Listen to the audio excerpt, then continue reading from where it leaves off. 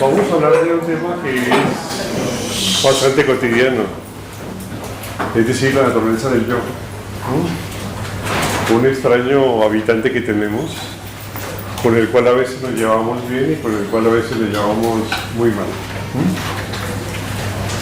Vamos a intentar analizar esta concepción del yo desde diferentes facetas, desde diferentes ópticas.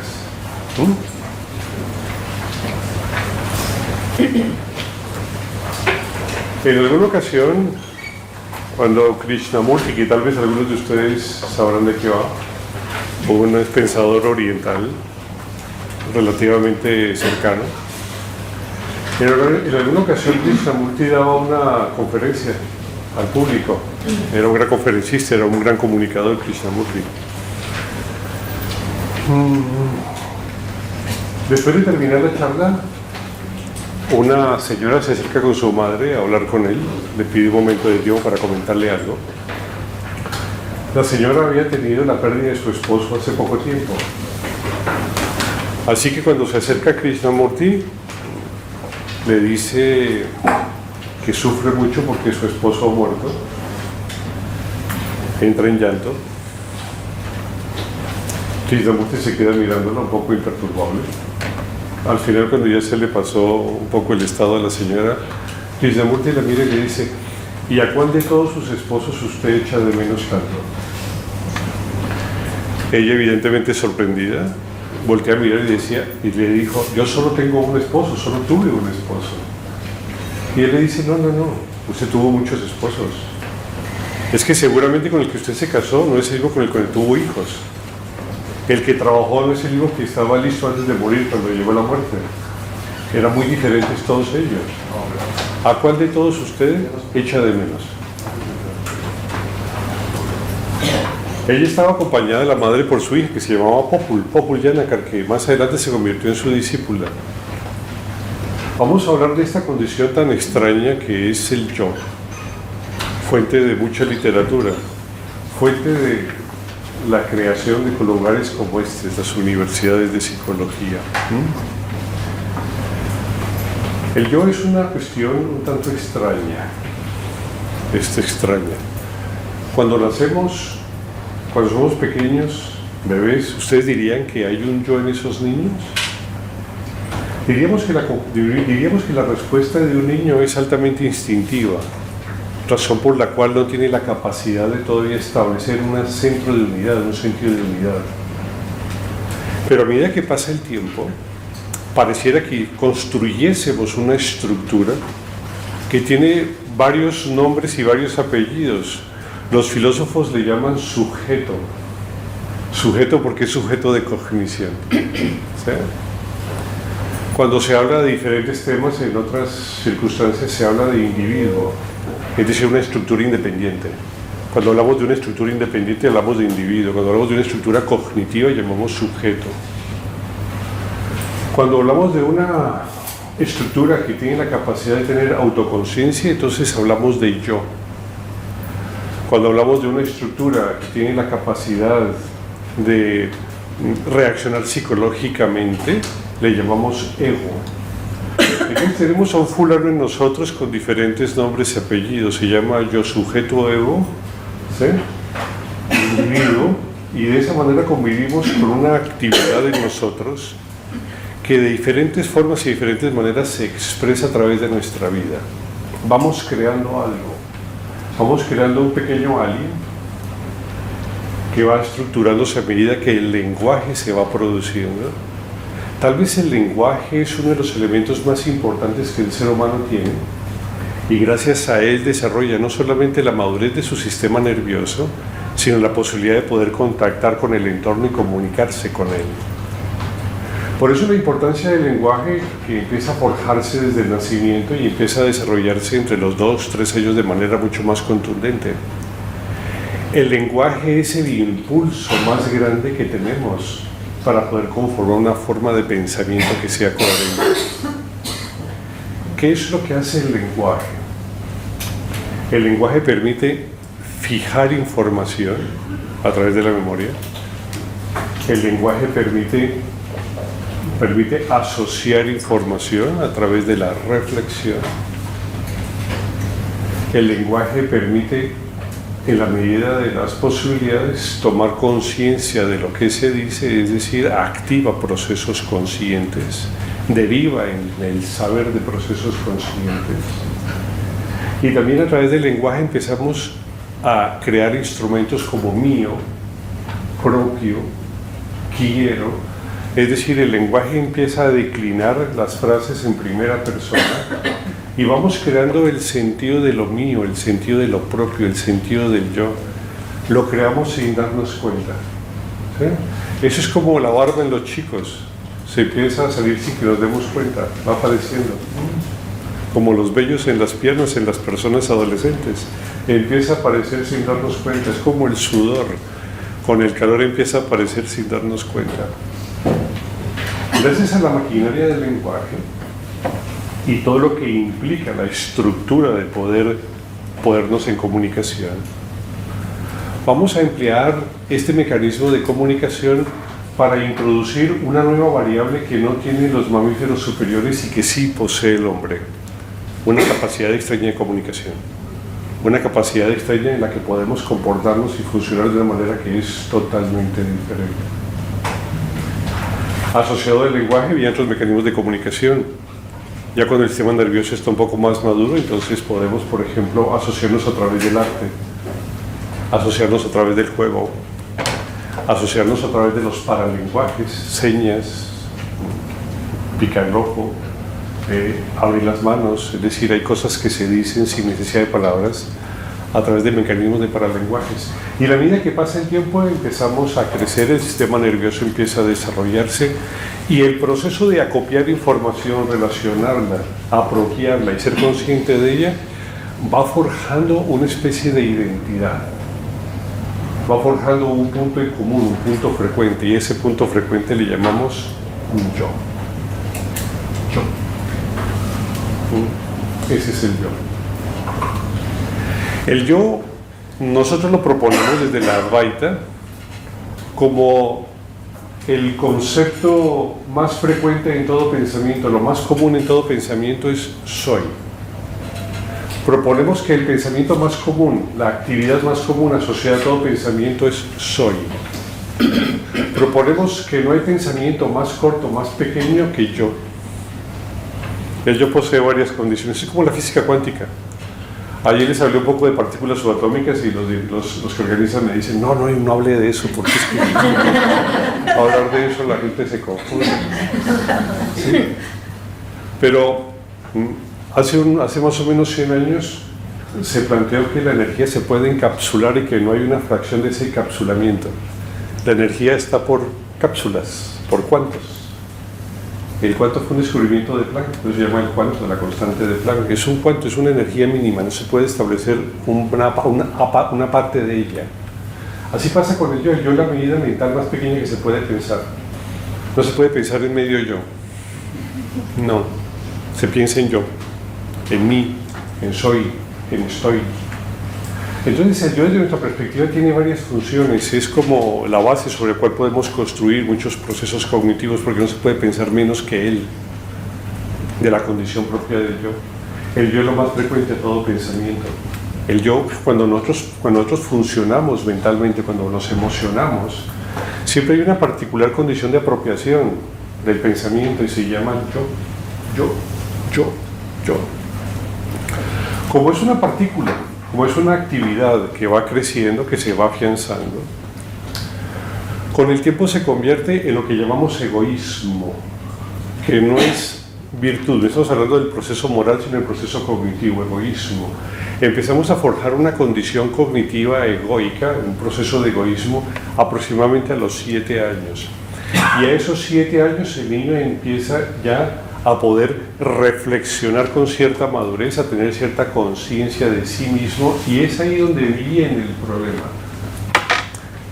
Porque una cosa que tenemos clara es que tenemos la fuerza de saber, la fuerza de conocer, tenemos la fuerza de la conciencia. Lo que no tenemos es dónde asociarla. Entonces la psicología estableció como axioma que la fuerza de saber tiene que ir asociada al yo. Se parece más o menos a lo siguiente.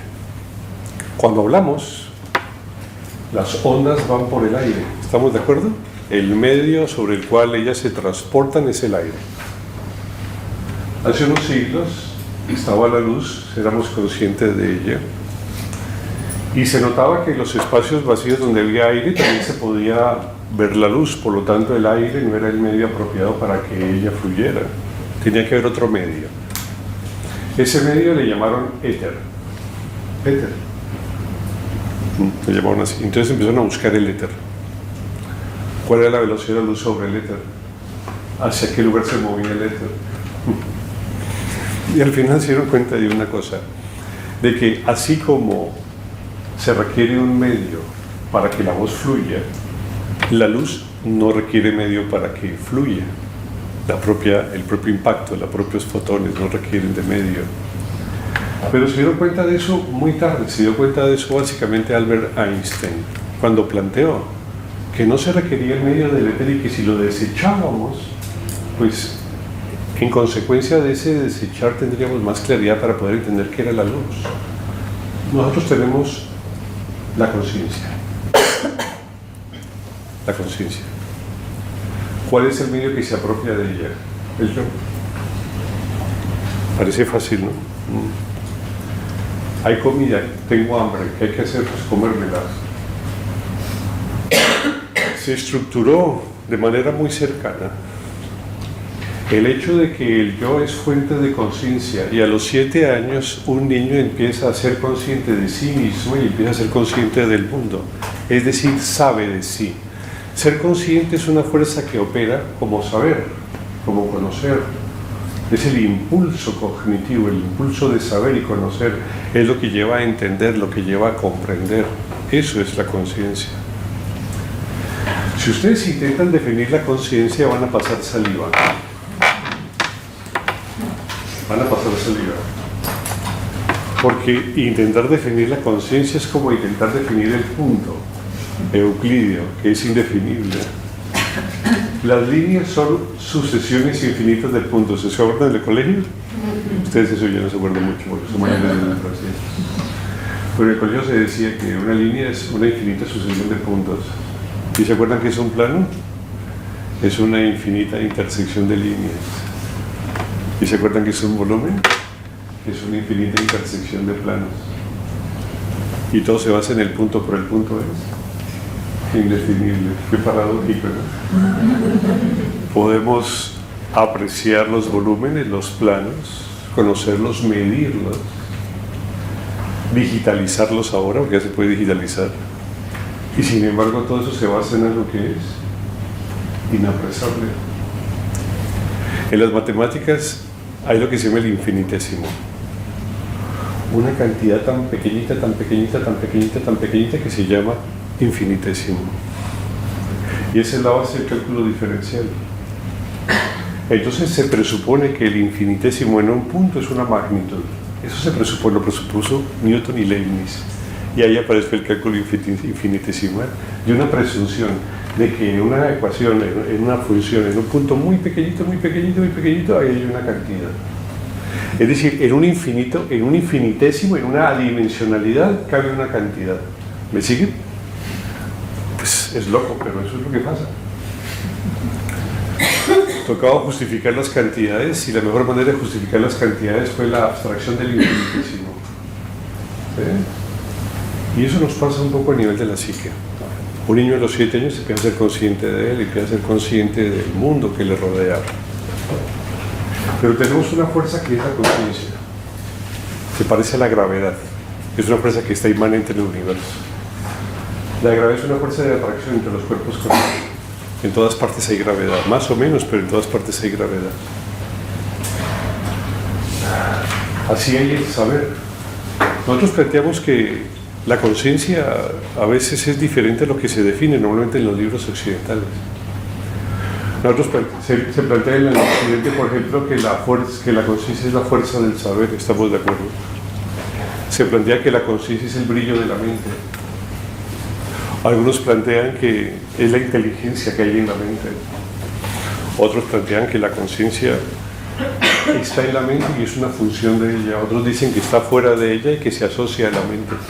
Como un espejo como la imagen de un espejo que está dentro de ella, pero no es ella, la imagen. Es decir, hay muchas variables. Si ustedes quieren confundir a un psicólogo, pregúntenle qué es la conciencia.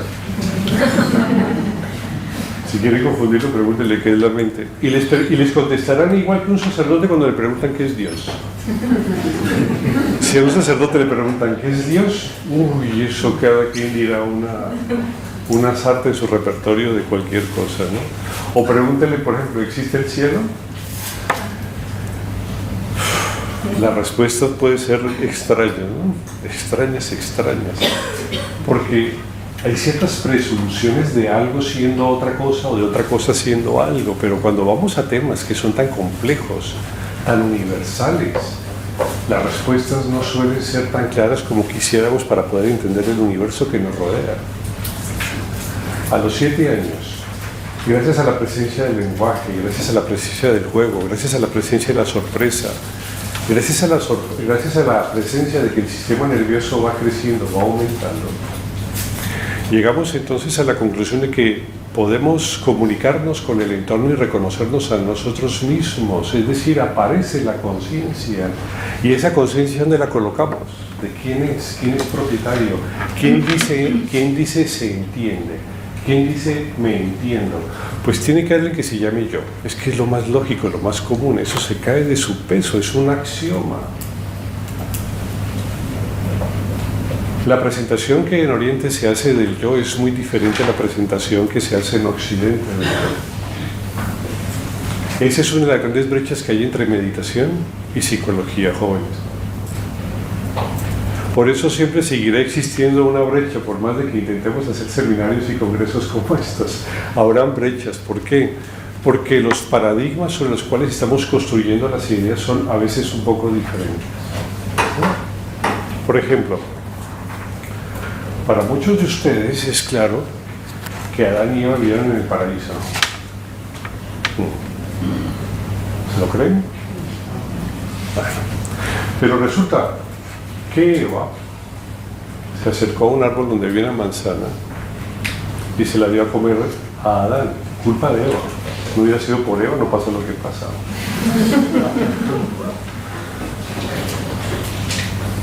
¿Ustedes se lo creen? Dicen, no, es que es simbólico. No es que es simbólico. Por cosas así han quemado gente. La pregunta es muy sencilla. ¿Eso es lo suficientemente inteligente, coherente, claro para una respuesta metafísica a la realidad? No lo es. Entonces ahora planteamos otra idea. ¿Qué pasa si la conciencia es un continuo? ¿Qué pasa si la conciencia no se asocia, no se soporta a un yo exclusivamente? ¿Qué pasa si un individuo no es poseedor de la conciencia, sino que la conciencia posee a un individuo? ¿Qué pasa si la conciencia es, por ejemplo, como un papel en el que podemos escribir nombres, muchos nombres? Es decir, soporta la actividad del yo, soporta procesos cognitivos, actividades de la mente. ¿Qué ocurre si la conciencia es un continuo? ¿Qué pasa si cambiamos el paradigma? Hemos llegado a los 7 años y tenemos un problema muy serio. Es que el paradigma de la conciencia se define de una manera muy clara en tradiciones antiguas orientales y se define de manera muy diferente en tradiciones occidentales. ¿Estamos de acuerdo? ¿Me siguen hasta acá? Y aquí para atrás no hay problema. No hay problema. Y aquí para atrás estamos casi de acuerdo en todo. De la importancia del lenguaje, de la importancia del juego, la importancia del arte, de la música, la importancia de la enseñanza, el aprendizaje. Estamos de acuerdo en todo. Pero llega un punto donde el ser humano empieza a ser consciente de sí mismo y empieza a ser consciente del mundo. ¿Y qué hacemos? ¿Por qué sé? ¿Por qué conozco? Eso que me da la fuerza de saber y eso que me da la fuerza de conocer, ¿eso es mío? ¿Está en mi mente? ¿Podemos tenerlo? ¿Podemos no tenerlo? ¿Crecí con ello? ¿Lo estructuré? Es decir, son preguntas tan complejas que todavía no tienen solución, depende de dónde se aborde la inquietud o el intento de la respuesta. Lo cierto es que llegamos a los 7, 8 años y nos metemos en el lío de Padre y Señor nuestro. Los niños empiezan a hacer las preguntas de ¿y qué hay antes de mí? ¿Y por qué nací yo? ¿Y a dónde se fue mi abuelito? Que no lo volví a ver. ¿Ah? Y empezamos a pasar saliva con las preguntas inquisidoras de los niños y decimos, ay chiquitín, ¿qué cosas tienes tú, no? ¿Qué preguntas se te ocurren? ¿Por qué no le preguntas a tu papá a ver si te... Empezamos a poder construir ideas cada vez más complejas. Empezamos a ver que los niños notan el mundo de una manera tan simple que sus preguntas son evidentemente coherentes. ¿Estamos de acuerdo? Son coherentes en su mundo. Pero para nosotros son tan raras, son tan extrañas, por lo evidentemente simples. Aprendimos a olvidar aquellas cosas. Aprendimos a que como no teníamos respuesta, entonces simplemente no nos metíamos en esas circunstancias. Pero siendo allí llegamos al problema. ¿Y la conciencia qué es? Definamos la conciencia. La conciencia. Es una fuerza de saber. Bien. Es una fuerza de saber que está localizada en el individuo. El agente activo de la conciencia es el sujeto. Eso dice Occidente. El agente activo de la conciencia es el sujeto. El agente activo de la conciencia es el sujeto. El sujeto es el agente activo. Él es el que produce, en él se promueve el saber. Él es el que conoce. La pregunta es, ¿esto es suficiente? Para la mayoría de las escuelas psicológicas esto es suficiente. Sin embargo, se llegan a ciertos problemas y a ciertos inconvenientes. Por ejemplo, ¿cómo poder llegar a entender ciertas experiencias como la intuición? Mucha de la psicología trascendental, mucha de la psicología de la que hablaba ayer Claudio, nace de la necesidad de solucionar eventos que normalmente la psicología no había podido detectar. ¿Cómo puede plantearse el desarrollo de la intuición? ¿Cómo puede desarrollarse la experiencia de estados de expansión de conciencia? Les voy a dar un ejemplo sencillo. Algunos de ustedes, la mayoría espero, han estado atentos escuchándome ahora, durante estos pocos minutos. Joder, ya lleva la mitad y no he empezado. Pero bueno.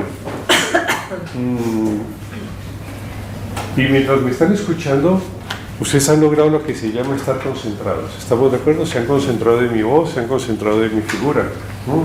Mi forma. Mi figura no es mi forma. Tengo poca figura. Se han concentrado en la forma. Y mientras están concentrados, yo les pregunto, ¿dónde está el yo? El yo que es capaz de decir y de apropiarse de la cognición. Una de las funciones del yo es apropiarse de la cognición. Es decir, yo sé, yo entiendo, yo conozco. Mientras ustedes están atentos en mis palabras, mientras están atentos en lo que estoy diciendo, ¿dónde está la fuerza del yo? La elocuente fuerza del yo que produce el sentido de apropiación de las palabras. ¿Dónde está?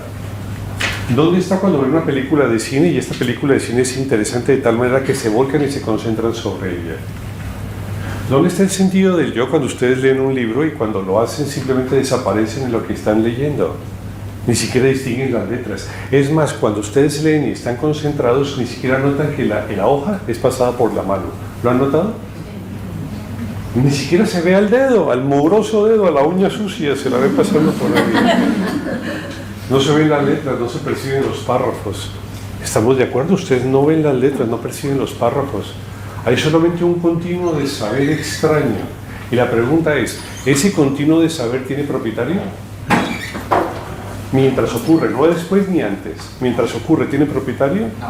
No tiene propietario. Esa experiencia arrolladora es extraña, no se entiende. Hay situaciones que no se entienden, hay puntos donde no tienen explicación según las leyes que hemos planteado de lo que es el comportamiento. Es lo que se llama en la física singularidades. Por ejemplo, el Big Bang es una singularidad. Es un lugar donde las leyes de la física no funcionan. Los agujeros negros dicen que tienen singularidades porque allí las leyes de la física no funcionan. ¿sí? Hay ciertos procesos cognitivos que poseen como singularidades, le llamamos paradojas. Es decir, hay procesos absolutamente paradójicos.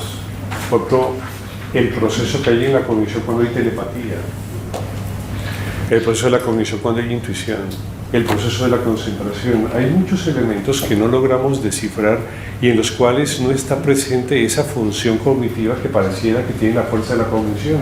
Y sin embargo hay cognición, porque sin embargo el libro se lee, ustedes me escuchan, sin embargo ven la película, sin embargo pueden hablar con un compañero y en un momento disolverse en sus palabras y otra vez desaparecer. Pueden estar cocinando, simplemente trabajando y de un momento a otro regresan a sí mismos. ¿Les ha pasado alguna vez? Sí. ¿Notan la sensación de regresar a sí mismos?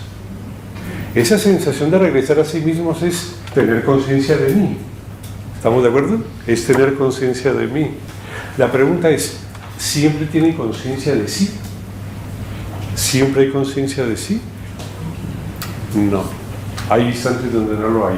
Entonces, ¿dónde está la gente consciente y qué es la conciencia? ¿Se dan cuenta de la ruptura del esquema y del paradigma que se plantea ante situaciones comunes y frecuentes? Es que esto es muy complejo. Nosotros planteamos que la conciencia es un continuo. Es otro planteamiento, es otro paradigma. Esto no tiene que ver con lo que ustedes van a leer en los libros de psicología. La conciencia es continua. Es continuo como por ejemplo la fuerza de la gravedad, es un continuo, está en todas partes. Es una fuerza que inunda el universo. Es como el espacio, es una fuerza que inunda el universo. Es un continuo que no se puede fraccionar. Es un continuo infraccionable, por eso se le llama continuo. Es un continuo infraccionable, como el espacio que no se puede fraccionar. Es un continuo en el que puede haber fracciones, pero no se fracciona. Es un concepto que es muy extraño. Por ejemplo, como el que ayer les hablaba del agua. Caen gotas de agua diferentes. Ellas se aposentan en el suelo en forma de charco y más allá un río. Cuando son río, las gotas se forman como un continuo que no permite la apreciación de fronteras. Es decir, es un continuo de partes que no detecta fronteras. La conciencia para nosotros es un continuo en donde se puede fraccionar ese continuo sin que el continuo deje de resistirse o deje de ser lo que es. Les voy a dar un ejemplo clásico: el sueño. Anoche soñaron, tuvieron pesadillas, tuvieron sueños gratos. Algunos se pueden poner rojos. Anoche soñaron. ¿Había personas, lugares, sitios? ¿Cuántos miles? ¿Cuánta información había? Había cielo azul, viento, voces, árboles, personas, caricias, tacto, sudor. ¿Cuántas cosas podían haber en los sueños allá? ¿Qué? Habían emociones. Emociones, inclusive sensaciones, pensamientos, reflexiones. Cosas curiosas. En los sueños aparecen muchas cosas. Y cuando despertamos, ¿dónde están ellas? ¿Dónde está su realidad? ¿Desapareció? Es decir, sobre el soñante se montaron opciones que convierten el universo del sueño en una realidad casi con fórmulas independientes y miles de ellas. Y cuando el soñante despierta, entonces se resume nuevamente en el soñante y el universo que ha sido creado se ha deshecho. La conciencia es como un papel sobre el cual se puede escribir y después borrar. Es un papel sobre el cual se puede escribir y sobre el cual también se puede después borrar, es un continuo. Lo que hacemos desde el punto de vista de la filosofía y lo que da camino a la meditación y a otros procesos de conocimiento, de autoconocimiento, es que la mente interviene produciendo a través de la conceptualización, aprende a percibir, aprende a atender, aprende a relacionarse con el mundo a través de los conceptos que ha aprendido mediante los mecanismos del lenguaje. Y de esa manera funcionamos a través de que para entender un objeto en la filosofía yo observo el objeto y lo relaciono con la imagen que tengo de él. Cuando la imagen del objeto coincide con la que tengo en el cerebro, digo que entiendo, se llama síntesis. Tesis, antítesis y síntesis. Cuando las imágenes de lo que ustedes escuchan coinciden con el idioma que ustedes conocen, entonces pueden hacer síntesis. Y empezamos a diseccionar el mundo en las fronteras que podamos delimitar a través del lenguaje. Por eso lo más cercano a pensar es hablar. Solemos poder hablar de lo que podemos pensar, solemos poder pensar de lo que podemos hablar. Nuestro lenguaje subterfugiamente ha creado como en las historias cuando apareció Adán. En las películas antiguas aparecía Adán de la nada, ¿no? De dónde carajos nació ni idea. Pero apareció y empieza, yo te llamaré a ti montaña. ¿Se acuerdan? Yo te llamaré a ti roca, yo te llamaré a ti árbol. Y empezaba a nombrar todas las cosas. ¿Han visto? Y cuando las nombraba le daba cabida en su mente a su propia existencia. Cuando percibimos el mundo le damos cabida a un objeto y ese objeto entonces cobra la trascendencia de la realidad que la conciencia tiene como continuo, como trasfondo. ¿Saben ustedes qué es un redox de intercalación? ¿Pueden pensar en ello? Un redox de intercalación. Pues me lo acabo de inventar. ¿Saben ustedes qué es un egur cíclico? Un egur cíclico. Dense cuenta de sus mentes, ¿qué hacen sus mentes? Busquen información, ¿no es cierto? Egur, egur, no, aquí no hay nada, estaba vacía la carpeta está vacía. Cíclico sí entiendo, pero con egur no, está vacía la carpeta.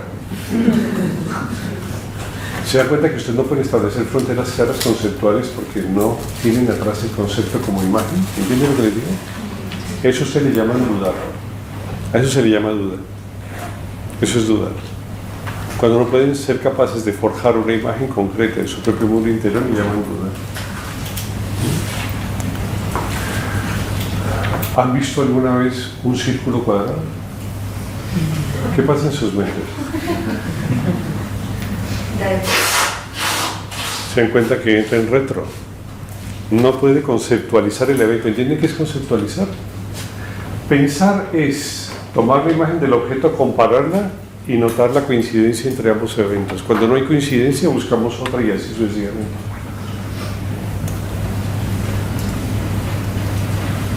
Lo que hace la mente para nosotros es conceptualizar. Y gracias a que la conciencia es un continuo, podemos hacerlo desde el acopio de la frontera de lo que somos nosotros como historia, o podemos deshacer las fronteras propias y percibir el mundo sin fronteras. Y una de las fronteras que podemos deshacer es la frontera de lo propio, la frontera de lo mío. Se puede deshacer la frontera de mi historia, puedes hacer la frontera inclusive sensoria. Se puede llegar a desvanecer las fronteras de la vista y ir más allá de lo que el ojo ve. Se puede desarrollar, se puede limitar la frontera de la memoria y se puede ir más allá del inconsciente a amarra. Se puede disolver la frontera del oído y ir más allá de lo que el oído puede escuchar a través de la historia de miles de situaciones que han sido habladas. ¿Ustedes se imaginan la locura de un mundo así? Un mundo sin fronteras.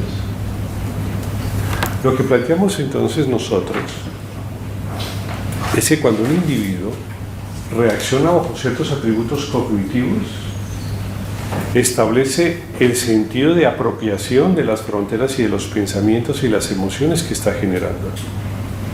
A esa actividad de apropiación de la información le llamamos yo. Ese señor, ese sujeto es el que conoce. Y nos hemos acostumbrado a ser sujetos de la percepción y a ser poseedores del saber, a ser poseedores del sentimiento. Inclusive nos hemos hecho poseedores del sufrimiento. Nos hemos hecho poseedores del sufrimiento. Como poseemos el saber y el amor, también poseemos el sufrimiento. Y entonces nos identificamos con él de tal manera que nos veremos víctimas, a veces mártires, de la cristiandad de un matrimonio, o de la situación de una amistad, o vaya a saber de qué, o simplemente de un golpe. El yo, ¿qué hace allí? El yo es una aparición, como los demás pensamientos, que genera sentido de apropiación. Entonces nos planteamos, ¿podemos conocer sin que conozca el yo? Esa es la pregunta. ¿Es posible conocer sin que conozca el yo? ¿Es posible que se transporten los fotones sin que haya un medio que los transporte? Es decir, ¿podemos pensar sin que haya el pensamiento, sin que el yo tenga que estar presente? Y la respuesta es sí. Algunos de ustedes son terapistas de Gestalt y han conocido la historia del insight, de un estrato pleno de comprensión donde hay una renovación, una revelación de lo que son. En el instante del insight hay yo. En la psicología transpersonal se habla de los momentos cumbres o las experiencias cumbres, el momento místico o un orgasmo. ¿En esos instantes hay yo? No hay yo. ¿Hay conciencia? Sí, sí hay conciencia. ¿Y puede haber conciencia sin yo? El exabrupto de plantear la conciencia no asociada a un yo es complejo. Díganle esto a un psiquiatra y me mira mal. Es que un psiquiatra dice es que la conciencia es conciencia de un yo. En la filosofía la conciencia es conciencia de un yo. Es que no se puede plantear la conciencia fuera del yo, porque si entonces se plantea fuera del yo, ¿quién conoce? Pues el continuo que sabe y sabe que sabe. Eso es muy complejo. ¿Han visto momentos en donde algo se cae y ustedes lo reciben de manera inmediata? Como un reflejo. ¿Se dan cuenta la participatividad que tiene ese instante, la lógica, la coherencia y la eficiencia? ¿Han visto los procesos de la naturaleza? Buscamos siempre emularlos. Todos los procesos químicos y físicos los investigamos allá afuera, porque lo que hay allá afuera es eficiente, lo que hay allá afuera es inteligente. Es inteligente y es eficiente, vale la pena porque es clásico. Tenemos que renovar, tenemos que reconocer lo que allí está y buscamos leyes en función de la observación. Por eso observamos. Nosotros no aprendemos observándonos, aprendemos es observando la naturaleza, es de ellas que logramos leyes universales. Si nos ponemos a observar al individuo para encontrar leyes universales, nos metemos en un lío, porque no hay forma, no es inteligente, no es eficiente en sus procesos. Así entonces, desde esta perspectiva, ocurre una cosa que es sin igual, que es asombrosa. Es que es posible establecer un proceso cognitivo, es decir, es posible establecer un proceso consciente sin que haya yo, sin que haya sujeto, sin que haya individualidad, sin que haya. Y esas son las ramas, esos son los mundos en donde empezamos a ingresar a otra perspectiva que se llama meditación. Es decir, en cierta ejercitación cognitiva que permite, de la manera en como percibimos el mundo, distinguir y erradicar fronteras que normalmente presenciamos cuando conocemos. Cuando se pasa de los 7 años en adelante, el niño empieza a activar básicamente los procesos de asociación. Dejamos de activar los procesos de fijación de memoria y empezamos a crear procesos de asociación. Los niños después de los 7 años ya les toca aprender por refuerzo, ¿han visto? Dijo 2 por 2, 4. ¿Cuánto era 2 por 2? 2 por 2, 2 por 2, 4, vale. Otro rato, 2 por 2, 4. Por refuerzo empezamos a aprender por memoria. Dese cuenta lo difícil que es aprender un idioma cuando se tiene 20 años. Ya los detalles de la prosodia, del lenguaje, del altibajo con el que se canta el lenguaje empiezan a cambiar. A los 40 años pídenle a un señor de 60, 70 años que aprenda ruso. Diga, ¿aprendes el teléfono de su hijo? No, tampoco, no, ni el teléfono. Ya se cansó. Los procesos de fijación consciente de información empiezan a cesar muy pronto y empiezan a aumentarse los procesos de asociación de la información ya conceptualizada. Entonces empezamos a pensar, y a pensar, y a pensar, y a pensar, y a pensar, y a pensar, y a pensar, y a pensar, y a pensar. Y de ahí en adelante se la pasan toda la vida pensando. ¿En qué? Ni idea, pero pensando. Se puede pensar en las chorradas más absurdas. Es muy simpático cuando empezamos los cursos de meditación, les digo, vamos a cerrar los ojos y a no pensar. Los tengo ahí 10 minutos, luego les pregunto, ¿qué pasó? Dicen, no, solo pensaba. Es más, pensaba tanto que me dormí. Llegó la fantasía y cabalgaron en ella y se fueron al sueño. Uno de los grandes problemas que hay es que entre las funciones de la mente, entre las variables que contempla la función cognitiva, nosotros establecemos que la mente es una función cognitiva con varias variables que, dependiendo de cómo se establezcan, producen una forma de interpretar el conocimiento y el mundo, es decir, establecen estados de conciencia. Pero uno de los problemas que tenemos, el común de los humanos, es que después de los 6 y los 7 años, debido a la básicamente mediocridad de la educación, y me disculpan que diga esta palabra, pero básicamente a través de la mediocridad de la educación, la mediocridad de los padres enseñando, de los institutos y de todas las personas y del medio y del gobierno, porque es que ahora el gobierno es el control de la educación, antes eran los curas, ahora el gobierno. Durante 2000 años los sacerdotes manejaron la educación, ahora está pasando lentamente al gobierno, cada vez más él tiene el control de los procesos educativos. Pero debido a la mediocridad que tenemos, el ser humano a lo que se le impulsa es a reflexionar. A un niño no se le enseña a estar atento. Dese cuenta lo simple, no se le enseña a estar atento. A un niño se le enseña a reflexionar. Entonces va pululando en su mundo la capacidad de poder pensar en extremo hasta que llega al punto en donde lentamente con los ladrillos de la mente y de la reflexión va construyendo una cárcel. Y al final, cuando está construido, se da cuenta que está dentro de ella y ya no puede salir. Ustedes voluntariamente no pueden dejar de pensar. ¿Ustedes se creen inteligentes? ¿Sí? Entonces, digan que no van a pensar y no tenganlo. 2 minutos. Miren qué pasa. No piensen. ¿Se dan cuenta que inmediatamente reflexionen sobre algo? Dice, los más inteligentes dicen, yo pienso que no pienso. Yo pienso que no pienso. Está pensando que no piensa, yo pienso que no pienso, yo pienso que no pienso. Esos son los más inteligentes. Si son tan inteligentes, no piensen. ¿Tienen el control de su mente? ¿Hoy tienen control de su mente? No. Ustedes creen que tienen el control de la mente, ustedes no tienen control de nada. De nada. Ni siquiera tienen el control del crecimiento del cabello. ¿O si lo tienen? ¿Tiene el control del procesamiento de enzimas para metabolizar el alimento? No. ¿Ustedes producen anticuerpos por voluntad? No. ¿La mitosis celular, dependiendo de qué célula, se da a voluntad? No. ¿Qué controlan ustedes? ¿La cuenta bancaria? ¿A la pared? ¿Al hijo? Cuando crezca se da cuenta que tampoco lo controlan. Y la cuenta bancaria no la controlamos, nos controla. Tenemos un problema muy serio. Es que en nuestro proceso cognitivo como cuando alzamos pesas, sobreexcitado ciertos músculos. En la mente hemos sobreexcitado ciertas variables y entre ellas el proceso reflexivo. Nuestra cultura cree que es muy interesante pensar. Y nos ha llevado a un caos mental que nos lleva a pensar a toda hora sin tener ningún control de los procesos que se están realizando.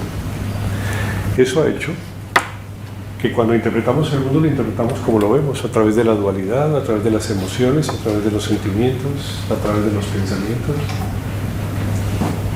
Para una persona es difícil estar tan atento que de un momento a otro desaparezca. ¿Entiende lo que les digo? En general es tan extraño que una persona desaparezca que le ocurre alguna vez cuando trabaja, cuando frita un huevo y está allí, no oído, sino atento, pone las cosas, hace, y de un momento a otro aparece allí otra vez de pie haciendo el huevo y dice, ¿de dónde me fui? No, yo estaba, pero ¿qué pasó? No sé, no importa, bueno. Les pasa cuando hablan, les pasa cuando tienen comunicación con terceros, eso suele ocurrir. Cuando a una buena película de cine les ocurre.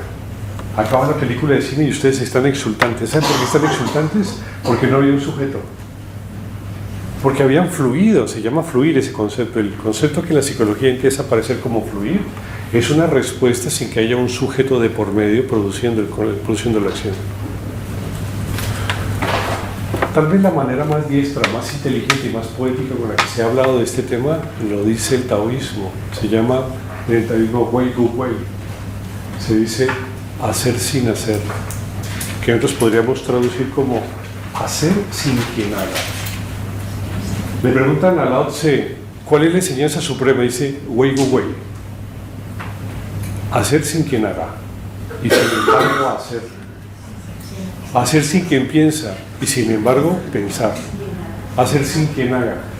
La condición, la destreza, sin quien haga. Sin quien haga. La condición más diestra de los procesos cognitivos. La condición más alta de los procesos cognitivos es hacer sin quien hace. Sin quien hace. Cuando ustedes hacen sin quien hace, cuando piensan sin quien piensa, hay lo que se llama fluir en la psicología. Ustedes empiezan lentamente a crear ese concepto en la psicología, fluir. Es un estado de eficiencia en el proceso cognitivo, es un fluir. Ese fluir estable es lo que lleva al insight, a un proceso de cognición plena, a un proceso de cognición interesante, lleno, completo. Nosotros lo que hacemos básicamente es usar un catalizador para que el ser humano por hábito deje de reflexionar tanto y simplemente use otras variables de la función cognitiva, por ejemplo la atención, ¿sí? El acto de la atención. Entonces lo que promovemos es estar atentos. Si van a bajar las escaleras, estén atentos, porque si no se van de bruces. Si están conduciendo, estén atentos. ¿Les ha pasado muchas veces conducir y llegar a casa y no saber cómo llegaron? ¿Les ha pasado? Eso muchas veces. ¿Dónde estuvieron? Si un juez les dijera, señores, usted estuvo atento hasta llegar a casa, usted lleva a sus hijos y estuvo atento todo el tiempo, ¿ustedes qué le contestarían al juez? Joder. Si le digo que sí, digo mentira. Si digo que no, se llevan mis hijos por irresponsable. Y ustedes con sus hijos llegan a casa y no saben ni cómo llegaron. Y eso le pasa al chofer del bus de sus hijos también. Llegó allá al colegio y no supo cómo llegó. Hay ciertas funciones cognitivas que no aparecen en el proceso de la cognición, porque se establecen otras variables dentro del proceso de la percepción misma. Nosotros favorecemos esos procesos. En los estratos educativos está bien que una persona reflexione, eso me parece muy bien. O sea, si reflexione sobre una sola idea y haga ese proceso un proceso mayéutico. Pero si usted tiene que estar allí conociendo, pues descanse en la percepción de un instante. Descanse en la percepción de un instante. Sorpréndase de lo que está aconteciendo. Que lo que perciban merezca ser percibido. Cuando eso ocurre y eso se instaura en el proceso cognitivo, empiezan a aparecer ciertos nuevos condicionamientos y empiezan a deshacerse otros. Uno de los que fácilmente se desconectan en el proceso cognitivo de la atención frecuente es el sentido de mío, propio, soy, yo, estoy. Es decir, es como si la mente funcionase no en primera persona, sino funcionase en infinitivo. Pues comer, pues Iván comer a algunas horas a la tarde y a hacerle bien a su cuerpo.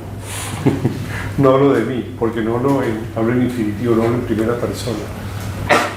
En la medida en que la atención empieza a instaurarse, variables de la función cognitiva empiezan a modificar el proceso mismo de la percepción y empiezan a deshacerse fronteras entre los objetos y el sujeto, promoviendo, entre otras cosas, la experiencia que les comentaba ayer de la no dualidad. Lo que pasa es que es tan difícil, es tan difícil estar siempre atentos. Hagan una prueba en sus casas, por ejemplo, mientras se cepillan los dientes, intenten estar atentos a la sensoriedad de cepillarse los dientes y vean cuánto dura. El que ya pueda, pasa al siguiente ejercicio, dúchese y no piense. El que pueda hacer eso después de 20 años de esfuerzo, entonces pasa a la siguiente etapa, vístase y no piense, solo vístase. ¿Cuántas veces salimos de la casa y nos tocamos el pelo a ver si está mojado? ¿Será que me bañé o no me bañé? ¿Me duché o no me duché? Porque ya no me acuerdo, estaba pensando en tantas cosas. ¿No les ha pasado? Sí. Se puede decir, sí, mi duché está mojado. Vale, como está mojado, me duché. El concepto del yo es uno de los elementos más incómodos y que produce una especie de reticencia con los análisis que en Occidente se hacen de ello mismo, de esta idea. Es unas brechas casi insalvables. ¿Qué hacen entonces los estudiosos? Hablan de un yo superior. Como allá en Claudio que hablaba de un yo superior, de un yo... ¿Qué decía él? ¿Que un yo qué? Un yo... No un yo bueno, decía un qué. Un yo normal, un yo espiritual, un yo pequeño, es una vaina así. Claro, porque claro, ¿cómo pueden sacar al yo del proceso de la cognición? Es que eso es un pecado. Ustedes sacan al yo del proceso de la cognición todos los días, casi a toda hora, en todo momento, por pequeños instantes y por pequeños momentos. No hay nada peor, no hay animal más fiero, no hay animal más receloso que el yo. El sentido del egoísmo que pulula en nuestra cultura se da básicamente por la manera en cómo nos educamos a través del excesivo análisis reflexivo que hay en la propia actividad mental. A los niños tocaría hacerlos estar simplemente atentos. Vamos a hacer más tarde un ejercicio que era parecido al que yo le hacía a mi hijo. A veces mi hijo me veía sentado en casa meditando. Me decía, papá, ¿qué haces? Abría los ojos y dice, siéntate. Estoy intentando no pensar. Vale. Entonces le decía, cierra los ojitos, tenía 5 o 6 años. Cierra los ojos. Cuando venga un pensamiento, me dices, ¿qué ves? Nada. Vale. Al rato, Nico, ¿qué ves ahora? Nada. Ay, qué aburrido esto. Dice, bueno. No había nada, no aparecía ningún pensamiento, no había nada.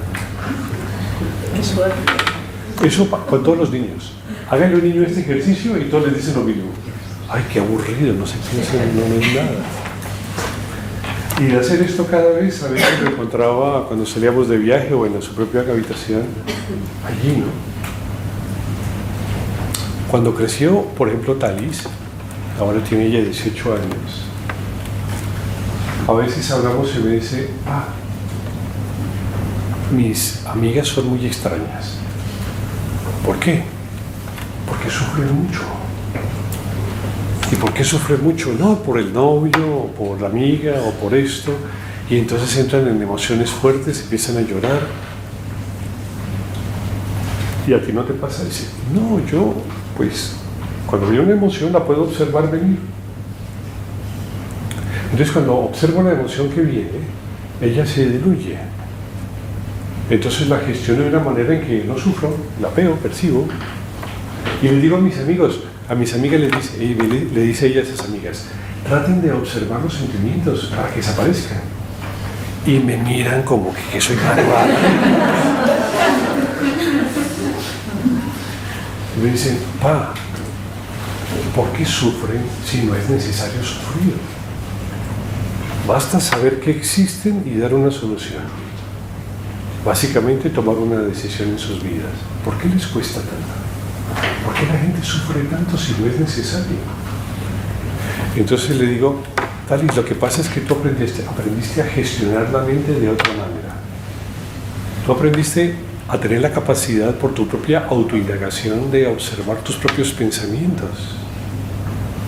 Entonces cuando se observan los pensamientos, cuando yo no soy los pensamientos, sino que se pueden observar los pensamientos, ellos poseen una estructura que se parece al de las sombras. Basta iluminarlos para que desaparezcan. ¿Ustedes se imaginan que los niños tuviesen la capacidad de gestionar su sufrimiento, su dolor, sus dificultades de esta manera? Pudiendo dar un paso atrás y darse cuenta que la mayoría del dolor que se siente es absolutamente absurdo. Inclusive llegamos a convertir al dolor en una compañía. ¿Ustedes han visto a los señores acá de edad entrar a una farmacia y salir con la bolsa de remedios? Esto es asombroso, esto pasa acá, y en otros países no. Y llega con la lista y salen felices, van a hacer mercado en la farmacia.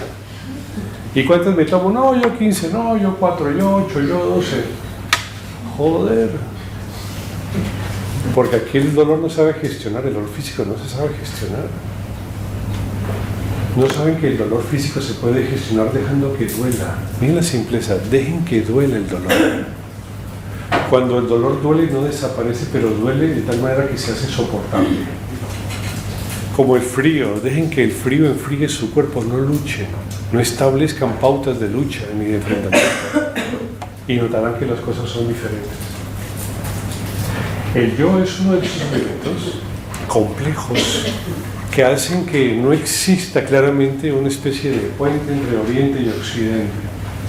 Se requiere para que muchos de los conceptos, no todos, pero muchos de los conceptos que la psicología aborda sean válidos desde la perspectiva occidental y oriental aunados, se requiere redefinir algunos conceptos. Si no se redefinen algunos conceptos es muy complejo. Ustedes imagínense que aquí tenemos sistema internacional, aquí vale el metro.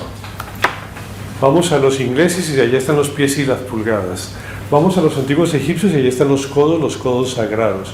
Ustedes se imaginan decir en Egipto, no, es que mi casa tiene 8 codos sagrados de frente. ¿Y eso cuánto es en metros? No, tiene 8 codos. Ah, no, la mía es mejor, tiene 15 metros. Entonces, no establezcamos pautas en donde el lenguaje quiera poseer una significancia que sea similar, va a ser verdaderamente diferente e integrar muchos de estos conceptos. Hablar de un yo superior no ayuda, no, porque es que eso no es así, no existe eso. Usted no puede entrar a un estado de expansión de conciencia en un samadhi y decir, ay, aquí estoy yo en el samadhi, mira, ahí está el universo y aquí estoy yo, porque eso no ocurre. ¿Dónde están ustedes cuando leen un libro y están sumergidos en él y están concentrados en él? ¿Dónde están? Ustedes no están. En los estados de percepción extrema de conciencia, ustedes son no diferentes al universo, pueden ver nacer y morir galaxias, pueden ver nacer y morir amaneceres, pueden ver cosas inusuales, cosas que ni siquiera se imaginaron que podían existir, cosas que solamente se estipulan y se expresan en personas que llegan a esas capacidades. Y eso es lo que somos. Eso es la realidad. Vamos a hacer un pequeño ejercicio donde quiero mostrarles parte de lo que les planteo y para eso necesito 2 voluntarios, un chico y una chica. Vos, no, ya está la chica. Vos, ¿te parece? ¿Tu nombre es? No, sentado tranquilo, no pasa nada. Sentado. ¿Tu nombre es? Ricardo. ¿Y tú? Sandra. Santa. Sí. Vale. Ricardo y Santa. Sí. Vamos a hacer un pequeño ejercicio que lo que busca básicamente es que estén atentos.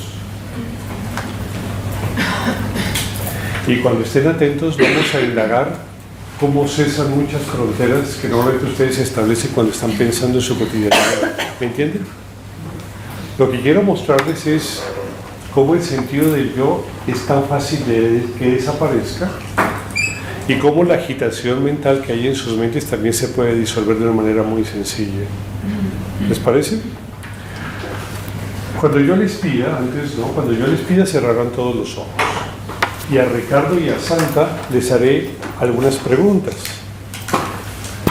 Les pido a ustedes que cada pregunta que haga, cada uno la resuelva en su propia experiencia personal.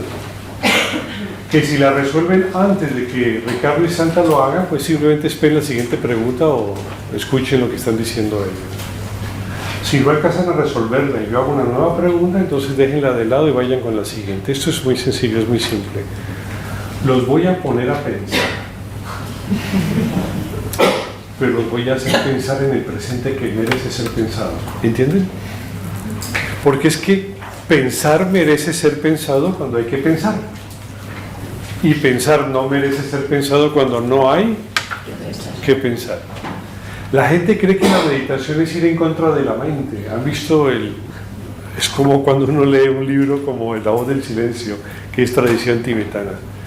Dice, si quieres oír la voz del nada, el silencio insonoro, debes matar al destructor. Destruye al destructor de lo real. Destruye la mente. Joder. Entonces, claro, uno se sienta con el cuchillo en la mano porque en cualquier momento tienen que hacer uso de la fuerza para matar al fulano este. ¿Sí? Nosotros vamos a destruir al yo de manera muy sencilla. Vamos a hacerlo pensar en cosas que merezcan ser pensadas. Como lo que les voy a preguntar merece ser pensado porque es el ejercicio, los voy a llevar continuamente a algo que merece ser atendido. ¿Estamos de acuerdo? Y luego entonces miraremos adentro qué hay. Veremos qué fronteras han cambiado, qué estructuras se han renovado y nos acercaremos lentamente a pequeños estados de percepción superior. ¿Les parece? Vale, jóvenes. Cierren todos los ojos, por favor. Santa, cierra los ojos también. Santa, ¿te acuerdas tú lo que comiste el domingo pasado? Sí. ¿Qué comiste? Comí una ensalada y después unos huevos fritos con patatas y jamón. Muy bien. Vale. Ricardo.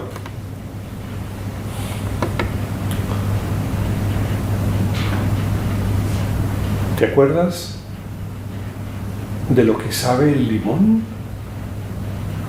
Vas a abrir un limón con un cuchillo y vas a colocarlo cerca de tu lengua. ¿Te acuerdas de la sensación ácida del limón? Sí. Muy bien. Santa, ¿alguna vez en alguna ciudad has visto al atardecer un cielo azul eléctrico absolutamente precioso? Sí. ¿Te acuerdas cuándo fue? La última vez que lo viste en Lisboa. Lisboa. ¿Hace cuánto tiempo? 10 años. 10 años, muy bien.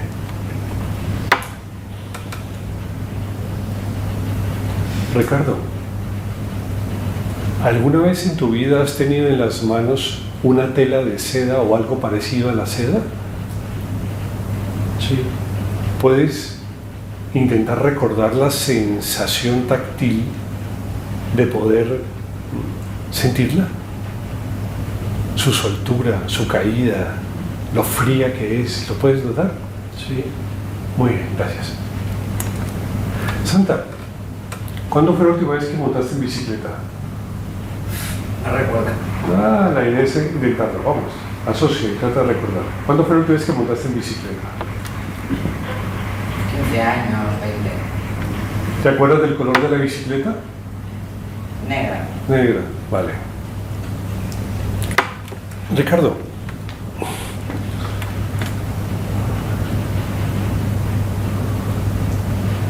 ¿cuándo fue la última vez que te miraste al espejo y acercándote al vidrio apretaste con las uñas para sacar un barrito?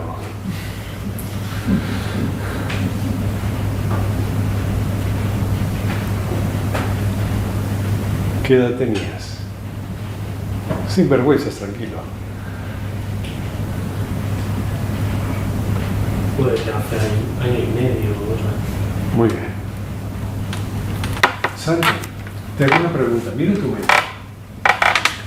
Te pregunto, Santa, ¿hay mucha actividad mental o más bien poca? Poca. ¿Qué quiere decir poca? Define qué es poca actividad mental. Por ejemplo, ¿puedes ver aparecer pensamientos y irse? Sí. Y cuando no hay pensamientos, ¿qué hay? A mí hay espacio. ¿Qué hay y qué hay en ese espacio?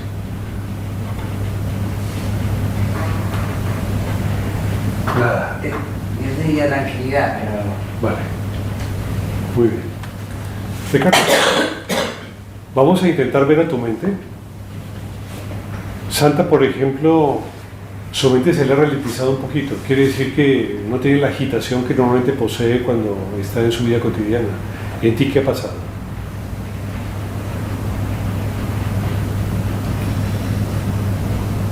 ¿Hay mucha agitación mental, Ricardo?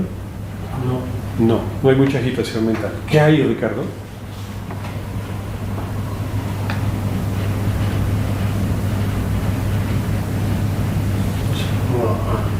¿Cómo qué? Atención a un contenido concreto. Es una especie de atención a un vacío, digámoslo así, Sí, a una nalidad. ¿Sí estamos de acuerdo? sí. Muy bien. Esa nalidad, Ricardo, ¿es intensa o no es intensa? Sí, ¿Es viva o no es viva? sí. Date cuenta de una cosa que tiene esa nalidad, Ricardo. ¿Esa nalidad va cambiando o es continua?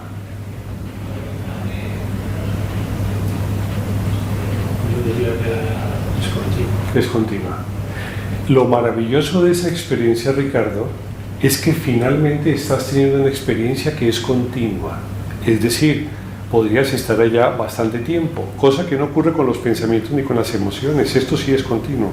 Este asombroso descubrimiento crea muchas cosas. Por ejemplo, yo te pregunto, ¿los pensamientos van y vienen o es la atención la que va y viene? Ricardo, ¿son los pensamientos los que aparecen y desaparecen? ¿O es la conciencia la que aparece y desaparece? ¿O es la atención la que aparece y desaparece? ¿Qué es más estable, la atención o los pensamientos? Para mí la atención. ¿Te das cuenta, se dan cuenta ustedes jóvenes de una cosa? Y es que desde esta perspectiva la atención es más continua que los pensamientos. Si nosotros definiéramos qué es la conciencia, diríamos que es un acto de continuidad y que los pensamientos son simplemente una momentánea aparición de un proceso cognitivo. Todo depende de donde se vea el mundo. Cuando podemos percibir el mundo desde una atención quieta, las cosas cambian. Santa, voy a hacerte otra pregunta.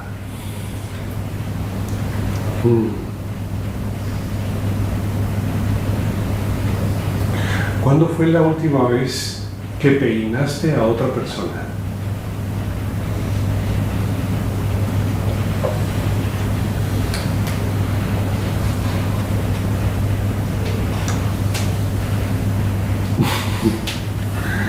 ¿Mientras montabas en bicicleta?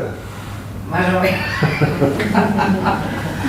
Cierren todos los ojos, mantengan los ojos cerrados. Un año. Un año, muy bien. ¿Te acuerdas de qué color era el cepillo? Sí. ¿Qué color? Negro. También como la bicicleta. Bueno, Muy bien. ¿De qué color era el cabello? castaño. Castaño. Crespo, liso. Liso, abundante. Muy bien. Ricardo.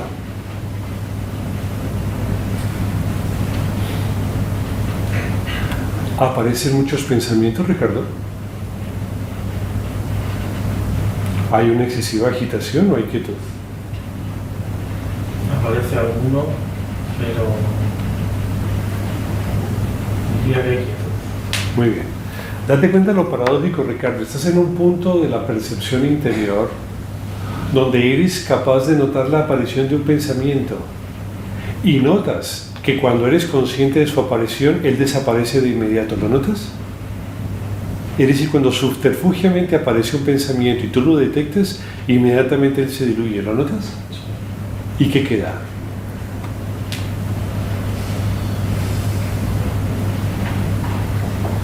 Diría que es como una presencia. Muy bien. ¿Una presencia consciente? Sí. Vale. Ahora yo te pregunto, ¿dónde está Ricardo? ¿Dónde está el yo? ¿Dónde hay alguien? Mi memoria. Pero si no aparece la memoria en forma de pensamiento, entonces ¿dónde está Ricardo? Porque cuando aparece la memoria, aparece en forma de pensamiento. ¿Estamos de acuerdo? Sí. Bien, si no aparece la memoria, entonces ¿dónde está Ricardo? No lo sé. ¿Te das cuenta de la paradoja de este instante, Ricardo? Sí. Y yo te planteo, ¿te gusta estar así o no te gusta estar así? Sí. ¿Es grato estar así? Sí. ¿Es constructivo? Sí. ¿Es liberador? Sí.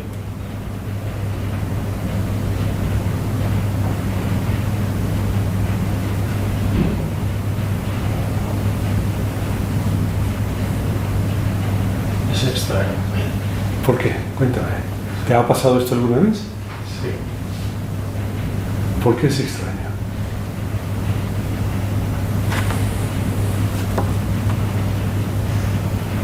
¿Te das cuenta que puedes pensar? ¿Te das cuenta que puedes reflexionar? ¿Y te das cuenta que después siempre llegas al mismo lugar, al vacío? ¿Te das cuenta de lo maravilloso y lo estable que es ese vacío?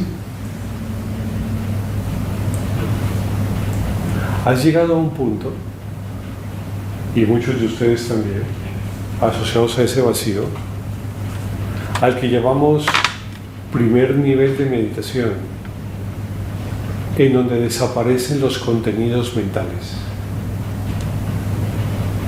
Ese es recién el primer nivel, el ABC de la práctica meditativa, es como el kindergarten.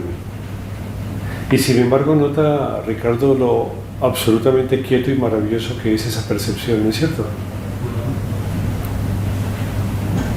¿No es cierto que se alimenta de sí misma?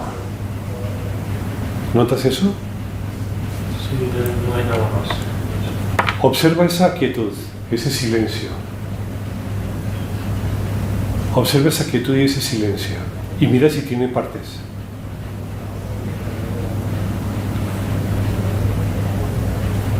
¿Te das cuenta que es sin partes? Sí. Nota dónde empieza y dónde termina. ¿Tiene sentido dónde empieza y dónde termina? Date cuenta que eso es sin partes y eso es sin inicio y sin final. ¿Te das cuenta de lo paradójico? Te has encontrado con algo que es continuo, sin partes y sin inicio y sin final.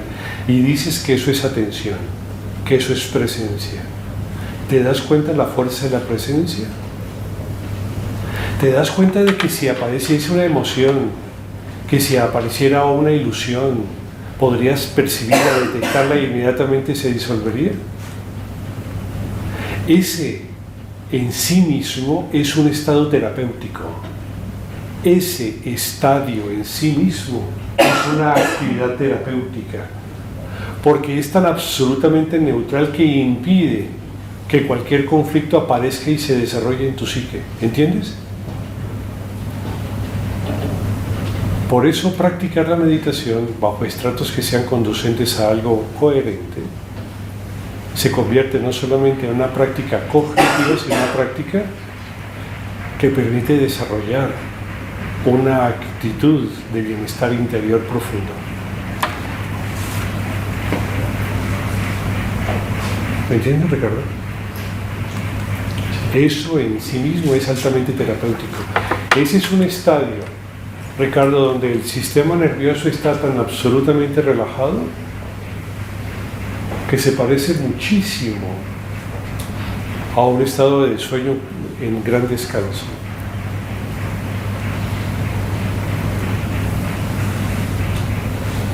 Ya pueden abrir los ojos, jóvenes.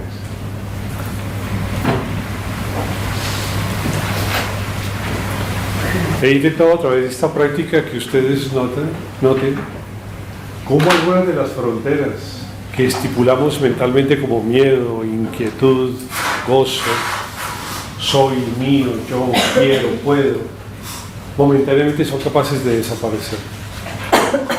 Y cómo a través de ello podemos instaurar otra representatividad de existencia que es asombrosamente diferente, que es maravillosamente diferente.